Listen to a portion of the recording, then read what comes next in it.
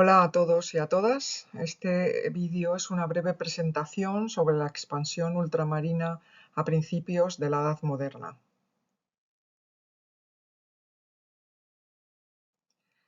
Uno de los principales signos de identidad de la Edad Moderna se halla en el encuentro entre los distintos mundos, un encuentro que va a propiciar la aparición de una verdadera historia universal.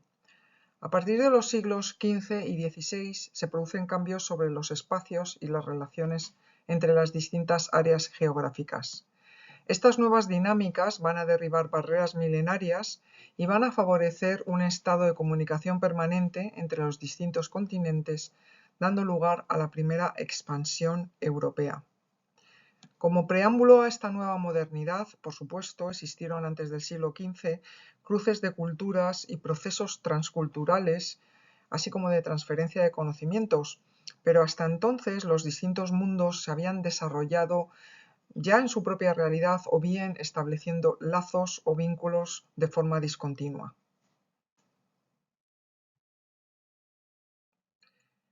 Esos contactos europeos con otros continentes tuvieron lugar para empezar con Extremo Oriente. Hubo contactos con estos lejanos territorios y todos conocemos, por ejemplo, las expediciones comerciales de Marco Polo durante 20 años a lo largo de las rutas dominadas por los mongoles en el siglo XIII, o la llegada de misioneros franciscanos a la lejana Catay, o bien la embajada del emisario de Enrique III de Castilla, Ruy González de Clavijo, en 1403 a Samarcanda. En términos generales se trata de viajes de carácter minoritario, pero que ya estaban avanzando algunos rasgos de la futura expansión. Estos viajes estaban compuestos principalmente por misioneros y por mercaderes que traían noticias de un nuevo horizonte cultural a sus compatriotas. Estas relaciones se van a ir incrementando hasta conformar una verdadera expansión europea por el continente asiático llegado el siglo XV. Así es que en este siglo van a ser soldados, religiosos y comerciantes los que establecerán una nueva colonización territorial, política, económica y espiritual.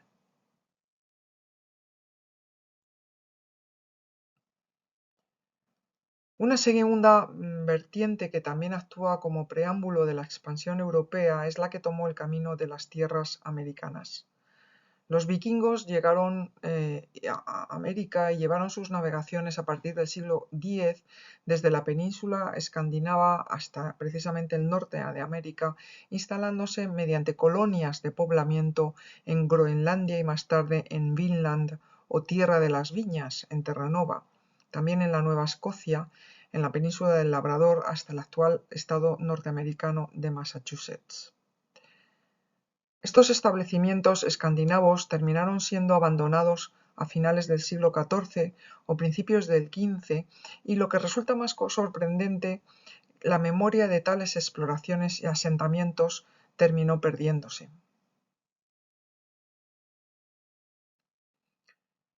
Además de las misiones religiosas o diplomáticas, se organizaron expediciones atlánticas protagonizadas por hombres del Mediterráneo. En este sentido, recordamos, por ejemplo, el descubrimiento de la isla de Lanzarote en el archipiélago canario en el año 1312, a cargo del genovés Lancelotto Malocello, un suceso que tuvo lugar pocos años antes de que otra empresa mixta portuguesa, con barcos de un genovés y de un florentino, navegara en el año 1341 en torno a las Canarias, a las Islas Madeira y las Azores, aunque sin tomar tierra.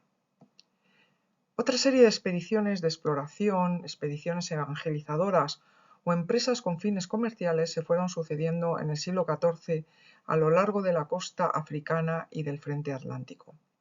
Todo este conjunto de exploraciones y de navegaciones van a servir para familiarizar a los navegantes europeos con la geografía atlántica y para traer noticias de los archipiélagos fronterizos a las costas africanas.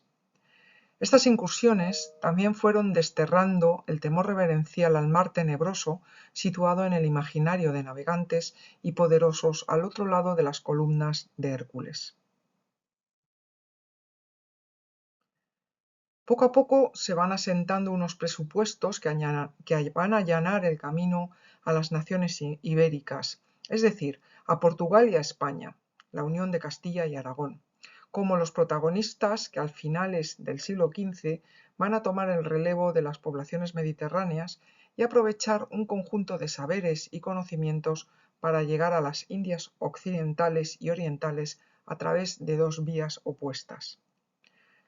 La primera expansión europea fuera de sus fronteras se produce gracias a la confluencia de necesidades económicas, de exigencias geopolíticas, de una vocación evangelizadora, del afán de aventura y la llegada de ciertas invenciones de carácter técnico. La combinación de este conjunto de circunstancias va a dar lugar al fenómeno de la expansión ultramarina europea.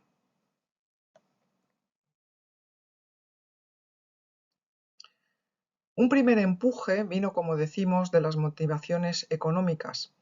El crecimiento económico se origina en el campo en un periodo en el que las superficies cultivadas van recuperándose y favoreciendo la subsistencia de la población.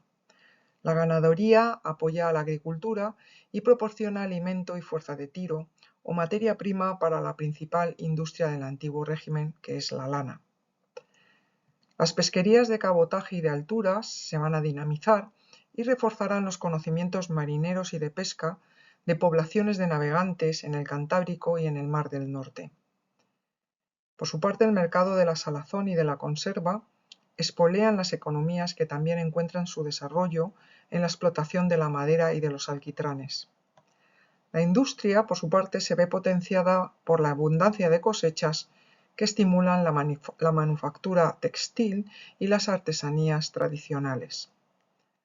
Los intercambios, a su vez, dan lugar a innovaciones en los transportes y en los instrumentos mercantiles y también financieros, abriendo nuevas rutas y multiplicando los medios de pago. El hambre de oro empujará a los europeos hacia las fuentes del metal dorado subsahariano y a la exploración de la costa occidental africana. El crecimiento de la población conduce al incremento de las necesidades alimenticias y a la difusión de nuevos hábitos de consumo más refinados. Este es el caso del cultivo del azúcar, que después de desarrollarse por los musulmanes, buscará espacios nuevos para satisfacer una creciente demanda. O también el caso de las especias, que se convierten en un elemento imprescindible en la gastronomía europea. La pesca, por su parte, llevará a las naciones del norte a la ruta de Terranova y a los pueblos meridionales hacia los bancos subsaharianos. Así pues, comprobamos cómo los portugueses y los españoles se lanzan al Atlántico para ampliar sus plantaciones de azúcar y para acceder a las fuentes del oro y de las especias. Por otro lado, la expansión ultramarina también se asienta sobre motivaciones de carácter geopolítico. Las noblezas castellana y lusitana habían perdido su función militar tras la expulsión de los musulmanes de la península y ahora tratarán de proseguir una reconquista más allá de las fronteras peninsulares. También al mismo tiempo, los monarcas de ambos estados establecieron una barrera defensiva en el norte de África para controlar los movimientos de los tradicionales enemigos de la fe.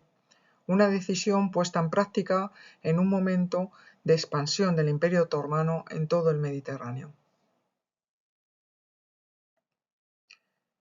Las motivaciones religiosas también tienen su protagonismo en el proceso de la expansión europea. El proselitismo cristiano tomará un protagonismo de primera magnitud en la difusión del Evangelio como continuación de aquellas misiones establecidas desde finales del siglo XIII, pero también como forma de enlazar con los católicos habitantes del mundo musulmán.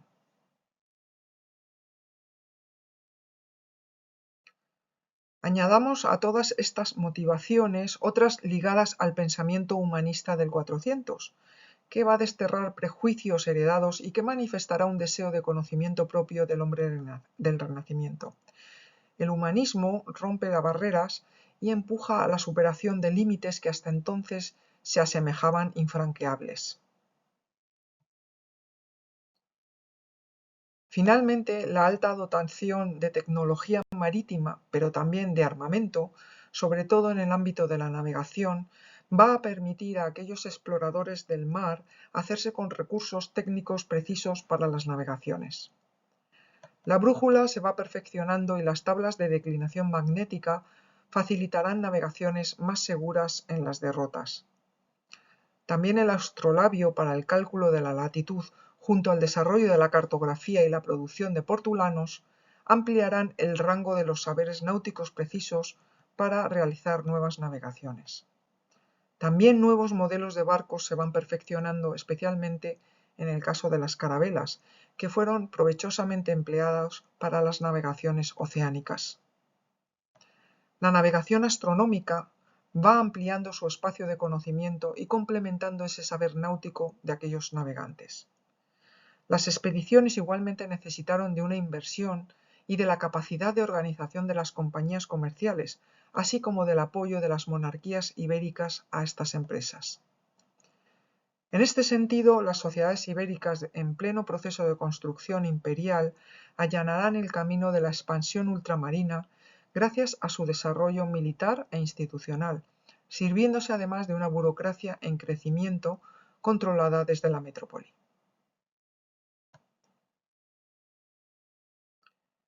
Gracias por su atención y no olviden suscribirse a nuestro canal.